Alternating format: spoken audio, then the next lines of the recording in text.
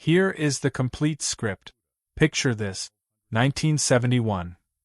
A Chevrolet Vega, an economy car built to compete with the Toyota Corolla, rolls up to a drag strip in Pennsylvania. On the other side of the track sits a Chrysler Hemi-powered, over 400 cubic inches of purpose-built racing engine, 1,200 pounds heavier. The smart money, every dollar of it, is on the Hemi. The Vega won. And it wasn't close.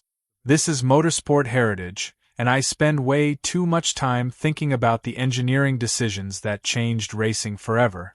If you're someone who loves digging into the mechanical brilliance behind motorsport history, make sure to hit the subscribe button and give this video a thumbs up if this helps you out. Now, before we get into exactly how Bill Jenkins pulled this off, I want you to hold on to one number. 800 pounds. Because that number is the entire story. Everything Jenkins did, every decision he made, every all-nighter in the machine shop, came back to those 800 pounds. And by the time we're done here, you're going to see drag racing completely differently. The man they called Grumpy wasn't grumpy because of his personality. Well, that fit too. But the nickname stuck because he had a very specific habit. He made fast people very unhappy. Very fast, very well-funded, very confident people. And he did it consistently, systematically, and with a beat-up economy car body draped over a tube-frame race chassis. This is the story of how a small block Chevrolet in the least likely package imaginable became the most dominant force in pro-stock drag racing, and how one man with a calculator and a very bad attitude proved that cubic inches were not, in fact, everything. To understand what Jenkins accomplished, you need to understand the world he was walking into. Pro-stock drag racing was created in 1970. The idea was straightforward. Production-based vehicles, stock-appearing bodies, engines that had at least some connection to something a regular person could theoretically buy at a dealership. The concept was pure American motorsport romanticism. Let Ford fight Chevrolet fight Chrysler on the quarter mile. Let brand loyalty mean something. Let the manufacturers settle their arguments with elapsed times and trap speeds instead of marketing budget. Here's the thing though. Chrysler had the Hemi. And the Hemi was not a fair fight. The 426 cubic inch Hemi was a purpose-built racing engine that happened, technically, to be available in street cars. Hemispherical combustion chambers. Massive ports. Flow numbers that embarrassed everything else coming out of Detroit.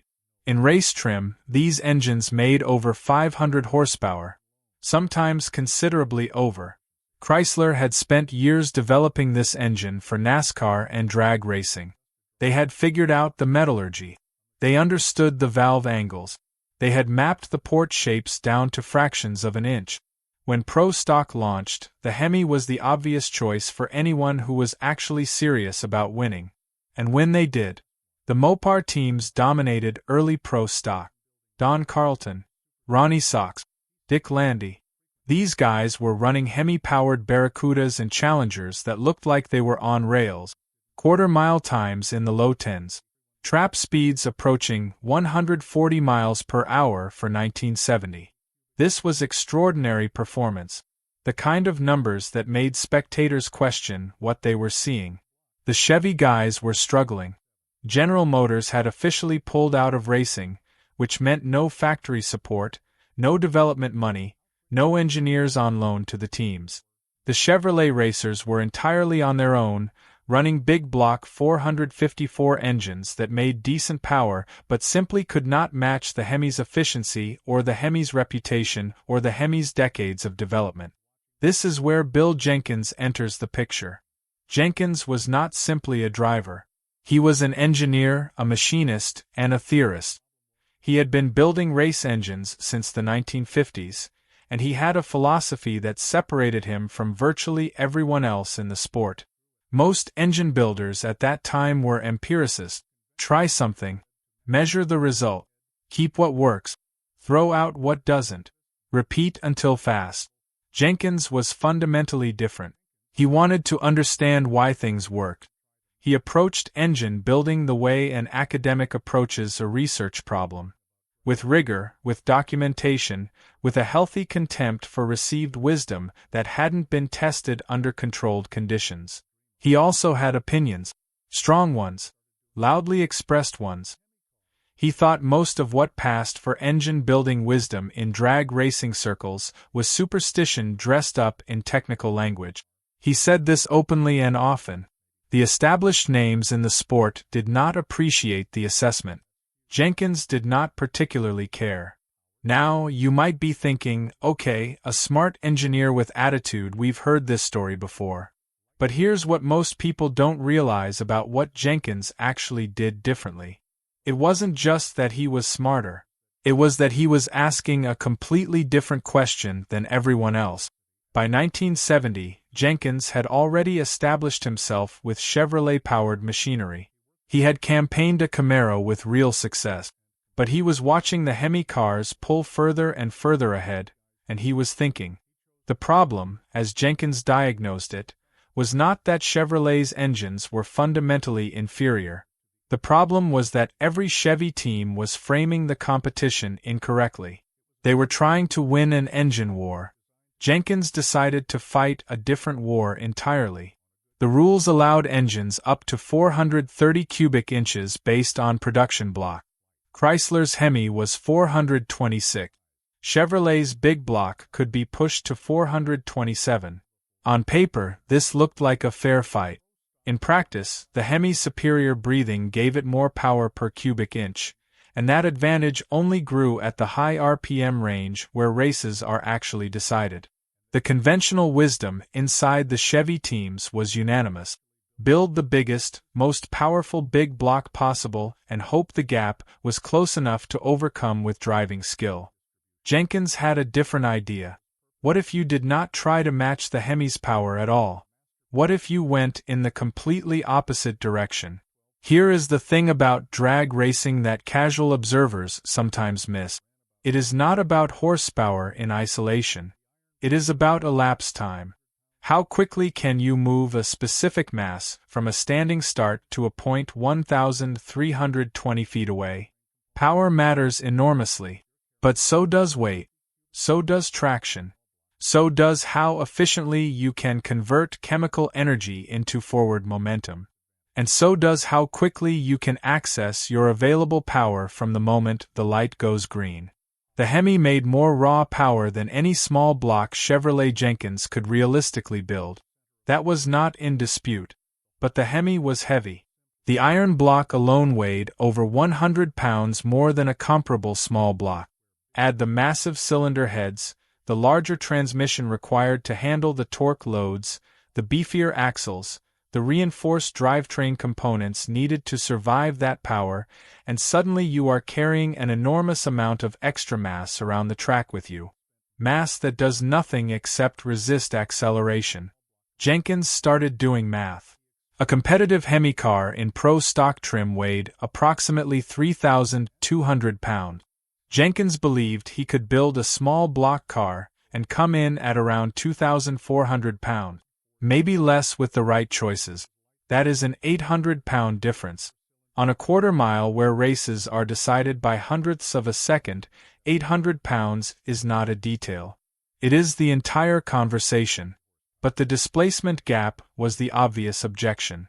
The rules allowed 350 cubic inches for small block Chevrolets against 426 cubic inch Hemis. That is roughly 18% less displacement.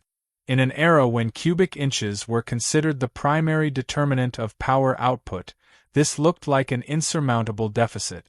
Every experienced person in the sport would have told you the math didn't work.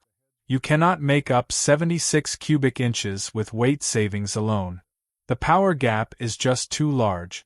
Jenkins did not see a deficit. He saw an opportunity disguised as a disadvantage. The small block Chevrolet had been designed in the late 1950s as an efficient, lightweight passenger car engine. It was never intended for all-out competition use, but it had several inherent architectural advantages that Jenkins recognized and the rest of the sport was undervaluing. The ports were smaller than big block designs, which meant higher air velocity at lower RPM. The block was physically compact, keeping the center of gravity low and reducing overall weight. The entire architecture was simpler, with fewer parts, fewer failure points, and less rotating mass. And critically, the small block could spin. Where big block engines started losing efficiency above 6,000 revolutions per minute as the reciprocating assembly simply could not move fast enough to fill the large cylinder volume effectively, a properly built small block could pull to 8,000 revolutions per minute or higher. Power equals torque multiplied by RPM. If you cannot match the torque numbers, you spin the engine faster. The math still works. You just have to be willing to operate in a range that most engine builders considered dangerous territory. Jenkins spent months developing his approach before he ever touched a Vega body. He sourced the best small block components available. He experimented methodically with camshaft profiles, running tests to find the precise balance between low-end torque and high RPM breathing efficiency. He worked on the cylinder heads with a level of attention that bordered on obsession, carefully reshaping ports and combustion chambers to maximize airflow without sacrificing the velocity that made small blocks efficient. He needed a car. Something light. Something with an aerodynamic profile adequate for 140 mph trap speed. Something that would make the Hemi teams nervous when they saw it pull into the staging lanes. He chose the Chevrolet Vega.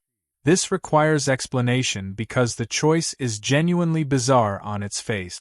The Vega was General Motors' answer to the compact import invasion of the early 1970s. Introduced in 1971, it was a small, inexpensive commuter car designed to compete with the Toyota Corolla and the Ford Pinto. The base engine was an aluminum block 4-cylinder that produced 90 horsepower. The car was designed for fuel economy and affordability. It was not, under any reasonable interpretation, a performance vehicle. But Jenkins was not interested in the Vega as a car. He was interested in the Vega body as a tool. It was lightweight. Its proportions were reasonably aerodynamic for the speed range he was targeting.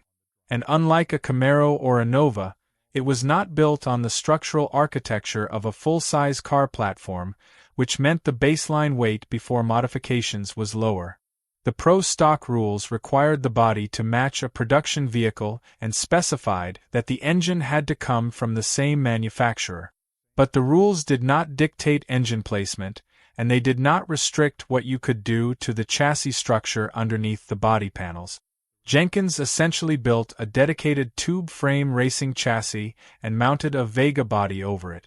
The engine was positioned significantly further back in the chassis than stock, improving front-to-rear weight distribution for launching. The suspension was engineered specifically for straight-line acceleration. Every component was scrutinized for mass. If something could be made from a lighter material and still function, Jenkins used the lighter material. If something was present on a stock car that served no purpose on a purpose-built race car, it was removed.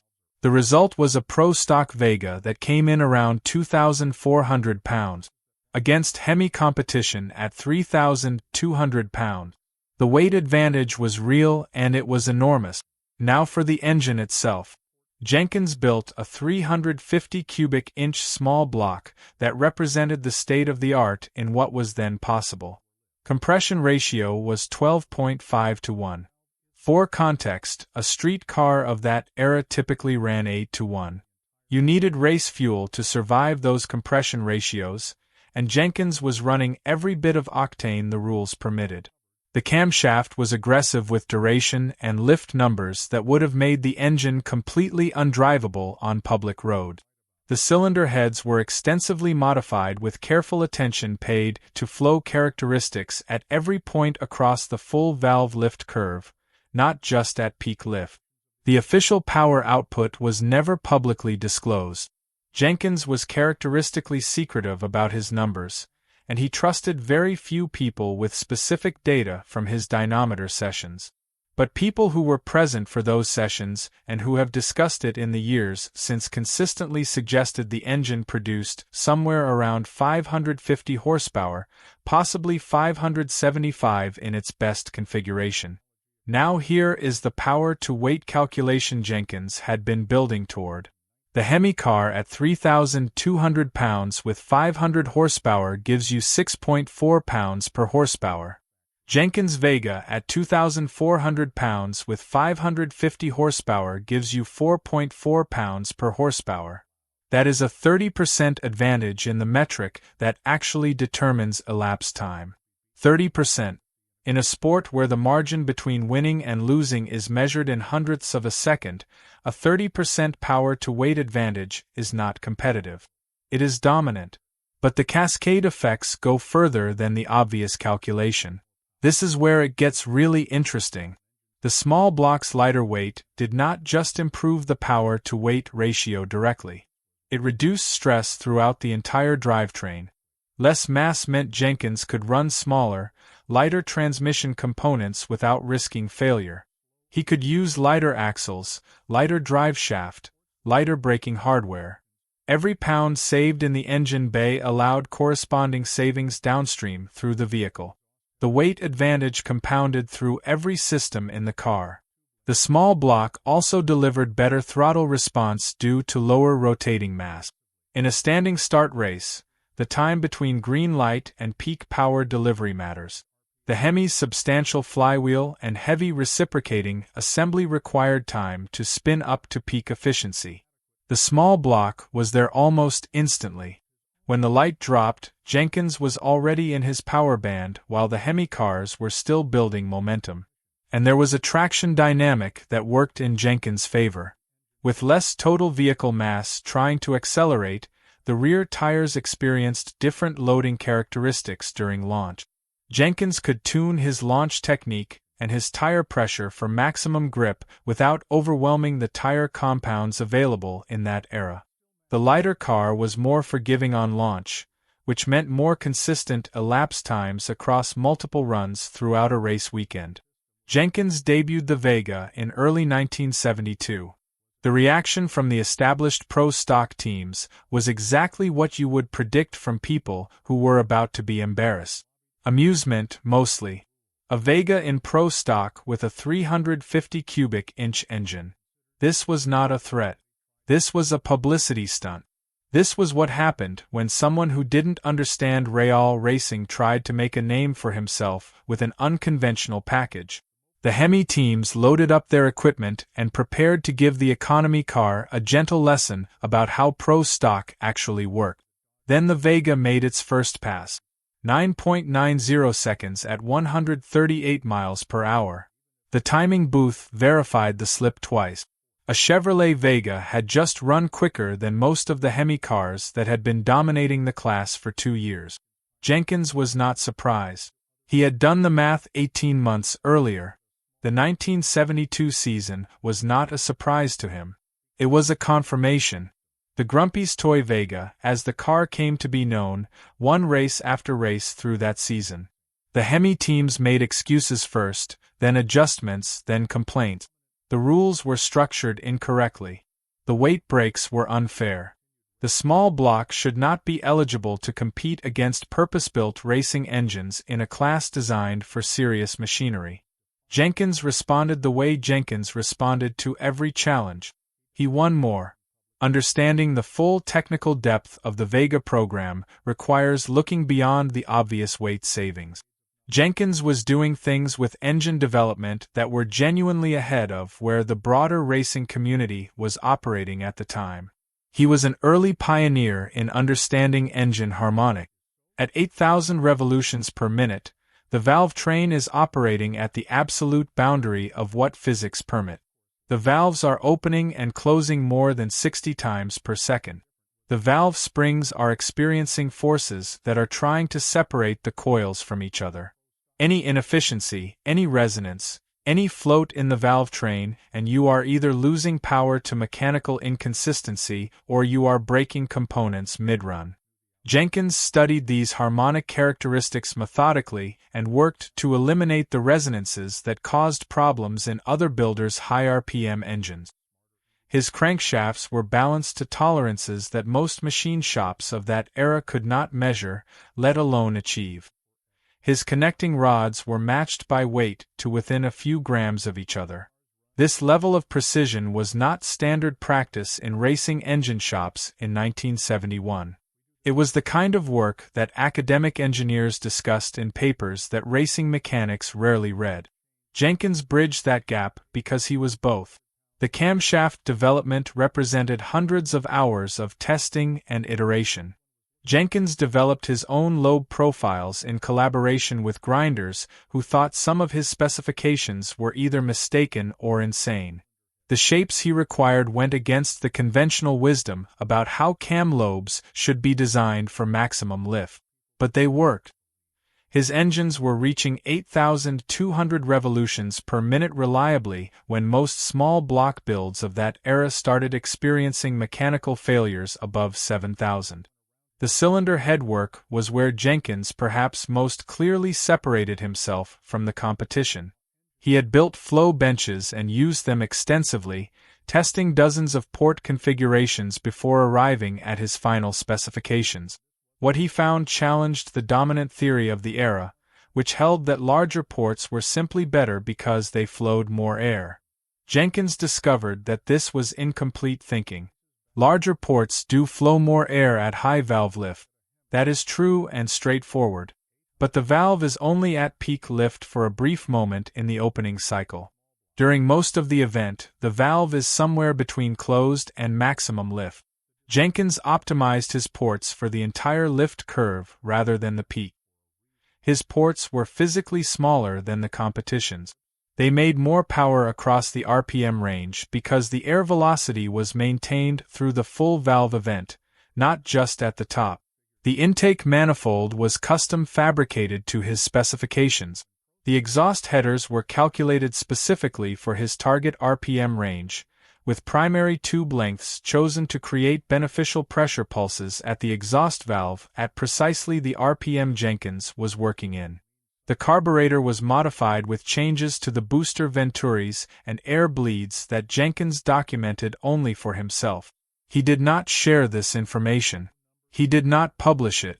When competitors attempted to photograph his engine compartment, and they did attempt this repeatedly, Jenkins caught them and expressed his displeasure in the direct, unambiguous manner that had contributed to his nickname.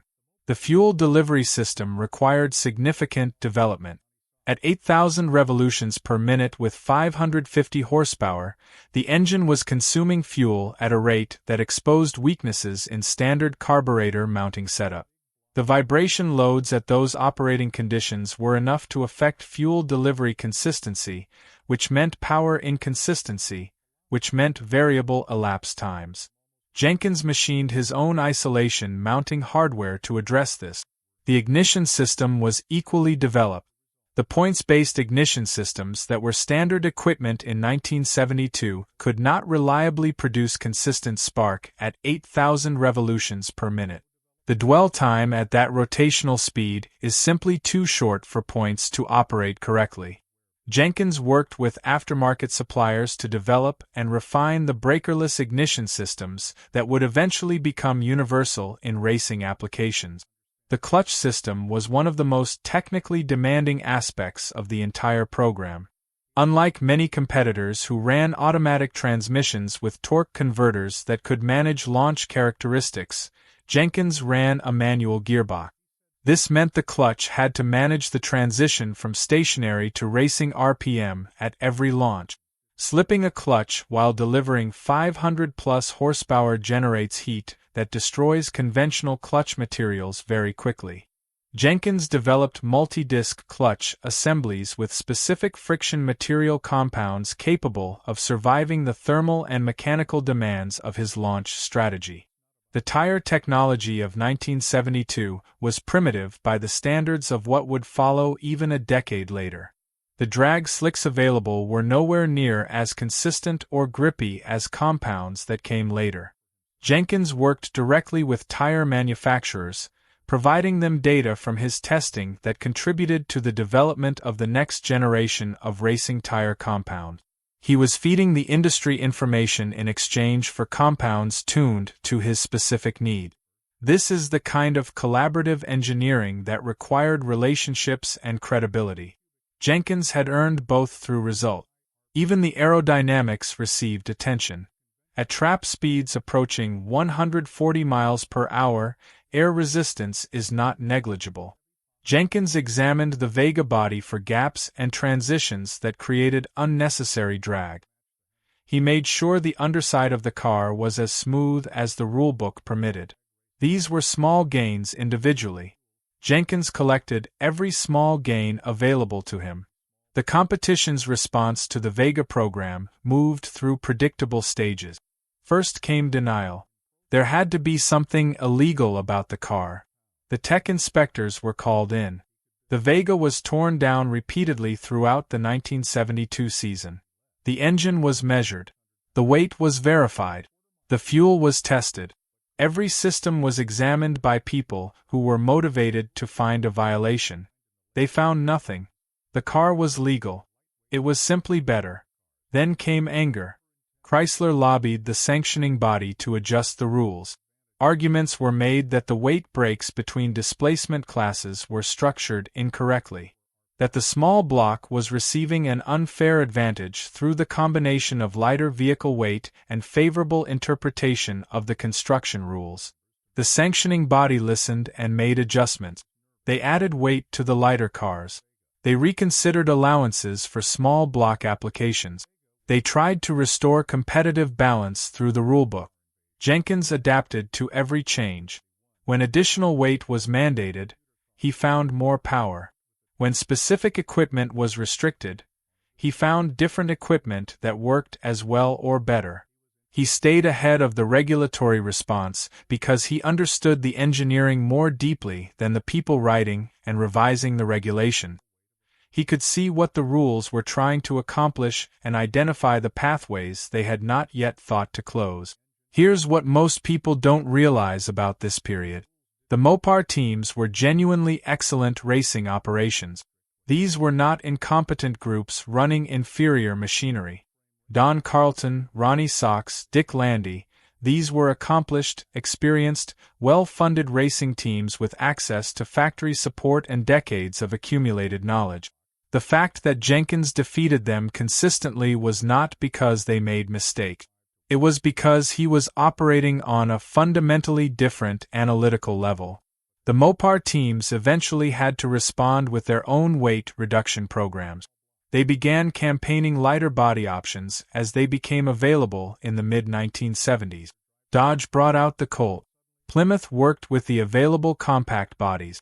The entire field began moving toward lighter, more aerodynamic packages. The weight savings philosophy that Jenkins had been working from since 1970 became the universal approach of the class. Everyone learned from the Grumpy's Toy program, even the teams who would never acknowledge the debt. By 1974, the pro-stock landscape had been fundamentally transformed. The era of the 3,200-pound Hemi car was over. The sport had absorbed Jenkins' lesson completely, even if it had resisted that lesson loudly for 2 years. Look at any pro-stock car from 1975 onward, and you are looking at a machine shaped by the conclusions Jenkins had reached in his Pennsylvania shop years earlier. The consequences of the Vega program extended well beyond drag racing specifically. The small block Chevrolet development work that Jenkins pioneered filtered back into other motorsport disciplines through the mechanics and engine builders who came into contact with his method. Circle track racers adopted his cylinder head philosophy. Road racing teams paid attention to his findings on rotating mass and throttle response. The aftermarket industry built products around his discoveries, sometimes without fully understanding why those products worked, only that they did. The broader philosophical shift may be the most significant legacy.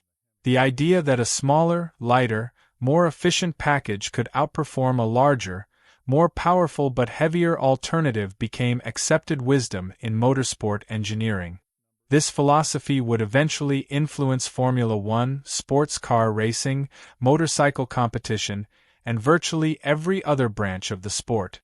The search for efficiency over raw displacement became the dominant theme of motorsport development. When you see modern Formula One engineers discussing power-to-weight ratios and total system integration, when you see NASCAR teams obsessing over every detail of weight distribution and rotational inertia, you are looking at a mindset that Bill Jenkins was working from in 1971 while everyone else was still counting cubic inches. Jenkins continued competing into the 1980s, winning pro stock championships with various combinations and continuing to develop the small block platform beyond what most observers believed was possible. But the Vega years were the defining achievement. They were the period when he proved something fundamental that the sport did not want to accept. Science beats cubic inches. Systematic analysis beats experience-based intuition when the analysis is correct. The grumpy nickname stuck because Jenkins was genuinely difficult to work with and around. He did not have patience for imprecision. He did not tolerate laziness. He expected every person in his operation to work with the same intensity and attention to detail that he brought, and most people, even capable, experienced people, could not sustain that standard. He burned through collaborators. He alienated potential sponsors. He made enemies throughout the sport by being correct about things people wanted him to be wrong about. But behind that exterior was a mind that processed racing problems differently than anyone else operating at that level. He was running calculations that his competitors were not yet thinking to run. He was asking questions about system integration that the sport would not collectively begin asking for another decade. He documented almost nothing publicly. He gave few interviews of substance. He published no technical papers. He was protective of his methods to a degree that sometimes seemed counterproductive from the outside. When he died in 2012, he carried decades of accumulated knowledge and insight with him. People who had worked in his shop and around his cars attempted in subsequent years to reconstruct the specific details of what he had developed. Much of it, the precise cam profiles, the specific port dimensions, the exact carburetor modifications, exists only in the results he achieved. The time slips, the championship records, the reaction of competitors who could not figure out how to beat him until they adopted his method. The influence on the aftermarket industry is worth examining specifically. The discoveries Jenkins made about small block Chevrolet cylinder head geometry, about rotating assembly balance standards, about valve train dynamics at high RPM, these did not simply remain inside his race shop. The machine shops and component manufacturers he worked with incorporated what they learned from that collaboration into their broader product lines. The mechanics who came through his operation carried those methods to other teams and other shops. The information spread laterally through the racing community even without Jenkins actively disseminating it. This is where it gets really interesting from a historical perspective. The small block Chevrolet became the dominant engine platform in American motorsport for the following 3 decades, partly because of what Jenkins demonstrated was possible with it. He showed the industry what the architecture could do when approached with rigorous analysis. The aftermarket development that followed, the improved cylinder heads, the better camshaft profiles, the refined rotating assemblies, all built on the foundation of what his program had proven was achievable. The racing tire industry benefited directly.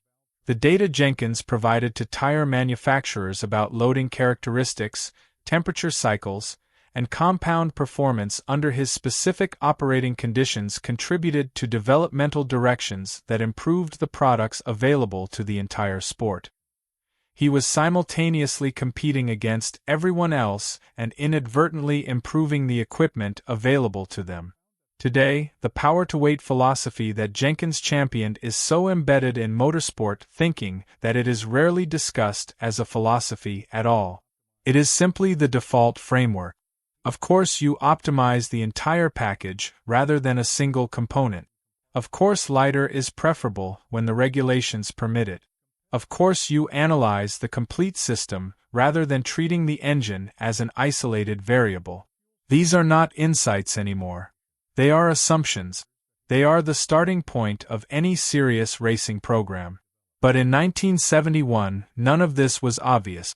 In 1971, the Hemi was king because the Hemi made the most power, and making the most power was understood to be the path to running the quickest elapsed times. Anyone who suggested a different framework was either a fool or someone who did not understand how drag racing actually worked. Bill Jenkins was the fool who had done the math and knew exactly how drag racing worked at a level the establishment had not yet reached. Think about what that actually required for a moment. It required not just being correct in your analysis. It required being confident enough in that analysis to build a program around it, to invest the time and money and effort, to walk up to a drag strip in Pennsylvania with a Vega against Hemis and genuinely believe you were going to win. Not hope. Not attempt to be competitive. When Jenkins knew before the car made its first pass what the outcome was going to be. He had done the math 18 months earlier. Look, there is a version of this story where Jenkins gets the analysis right but the execution wrong. Where the theory is correct but the engineering details are insufficient. Where the Vega shows promise but cannot quite convert the weight advantage into consistent elapsed times because the engine cannot reliably reach its calculated potential. That version of the story does not happen because Jenkins was as good at the execution as he was at the analysis. The theory and the precision came from the same person, which is rare. Usually, the person with the conceptual insight needs craftsmen to execute it. Jenkins was both, which is why the program worked as completely as it did.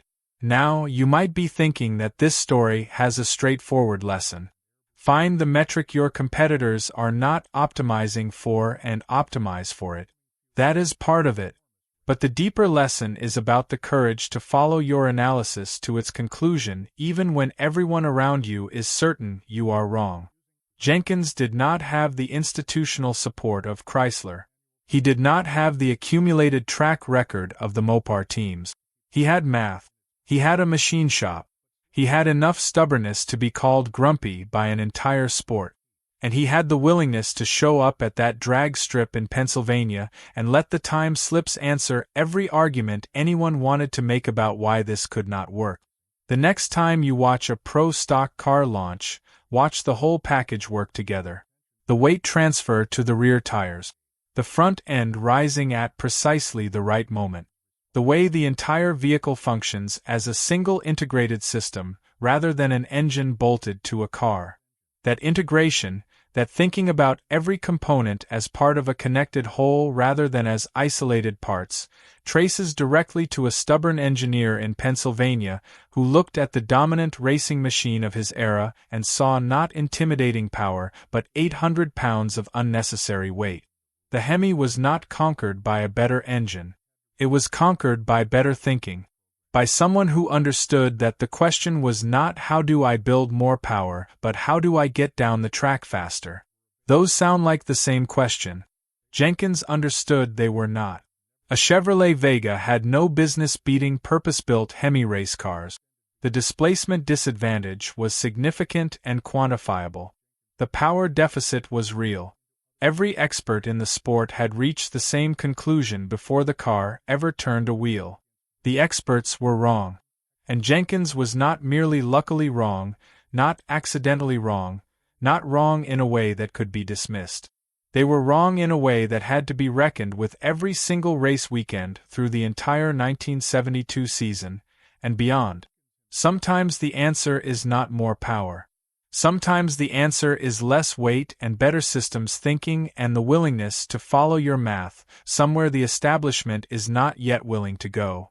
Sometimes a grumpy machinist with a calculator and an economy car body beats the best funded, most experienced teams in the sport, not once, not as an upset, but consistently and dominantly until the entire sport changes its approach to match what he figured out alone in a Pennsylvania shop. They called him grumpy for a reason. He disagreed with everyone, loudly, often, and without apology. But the time slips did not care about consensus. The time slips reflected physics. And Jenkins understood the physics better than anyone else at that drag strip. If you have a Bill Jenkins story, if you saw these cars run, if you worked on anything connected to that era of pro stock, drop it in the comments. I genuinely want to read it. And if you made it to the end of this one, you already know what to do. Subscribe. We do this every single week. Different machines, same level of obsessive detail. We will see you in the next one.